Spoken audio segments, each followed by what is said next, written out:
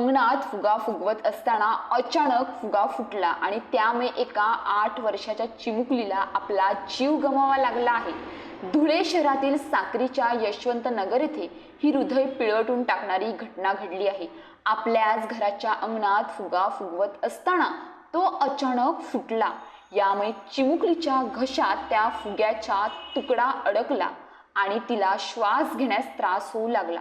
त्यातच तिचा मृत्यू झाला। 8 वर्षीय डिंपल मनोहर वानखेडे असे या चिमुकलीचं नाव असल्याची माहिती आहे। या घटनेनं परिसरातून एकच हळहळ व्यक्त करण्यात येत आहे। डिंपलच्या घशात फुगा अडकल्याचं लक्षात येताच तिच्या घरच्यांनी क्षणाचाही विलंब न करता तिला तातडीने आपल्या खासगी वाहनाने जिल्हा रुग्णालयात दाखल केले।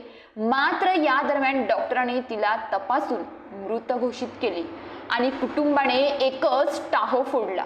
अवघ्या 8 वर्षांची डिंपल आपल्या घराच्या अंगणात खेळत असताना तिच्यासोबत अशी कुठली दुर्घटना होईल असा कुणीही विचार केला नसेल। साक्री येथील यशवंत नगर येथे डिंपल आपल्या कुटुंबासोबत राहत होती। ती घराच्या अंगणात खेळत असताना तिने फुगा फुगवला। त्यावेळी हा रबरी फुगा अचानक फुटला आणि डिंपलला काहीही कळण्याच्या आत त्या फुग्याचे तुकडे तिच्या घशात जाऊन अडकले।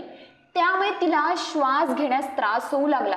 ती रडू लागली। जेव्हा घरच्यांना हे लक्षात आलं की डिंपलच्या घशात फुग्याचे तुकडे अडकले आहेत, त्यांनी तात्काळ आपल्या खासगी वाहनाने तिला रुग्णालयात नेलं।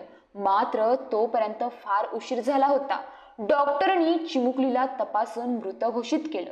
आता या प्रकरणी धुळे शहर पोलीस ठाण्यात या घटनेची नोंद झाली असून पोलीस या प्रकरणी अधिक तपास करीत आहेत।